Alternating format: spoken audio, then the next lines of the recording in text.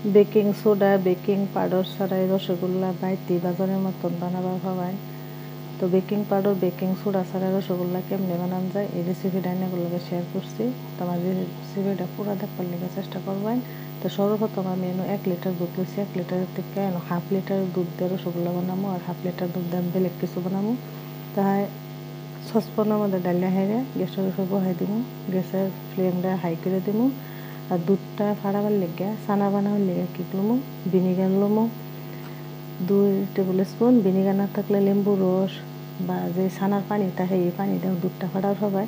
এই যে দুধটা একটা উবাল আবার আমি কী করছি, গ্যাসটা বন্ধ করে দিচ্ছি। আর যে সিরকাটা বানায় রাখছিলাম এটা অল্প অল্প করে হেরে দুধের উপরে ডালতে থাকবো আর লাড়া দিতে থাকবো। তো কয়েকবার দেওয়ার পরে দেখি যে না ছানাটা কী হচ্ছে আমার জমছে না।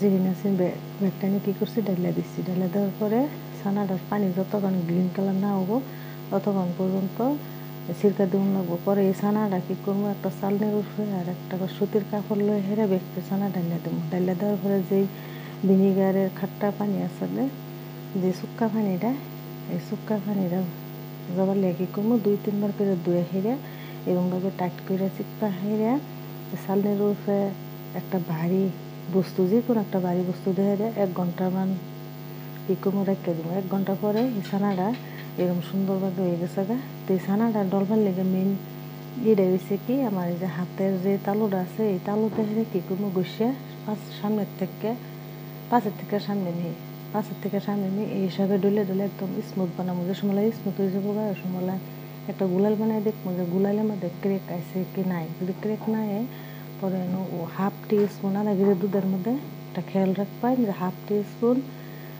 মানে দিলেন কর্নফ্লাওয়ার বা ময়দা দিলেন হাফ টি স্পুনই লাগবো আধা কেজি দুধের মধ্যে। পরে এরকমভাবে আমি 9টা বল বানাইলাম। বল মিডিয়াম সাইজের বল লইব।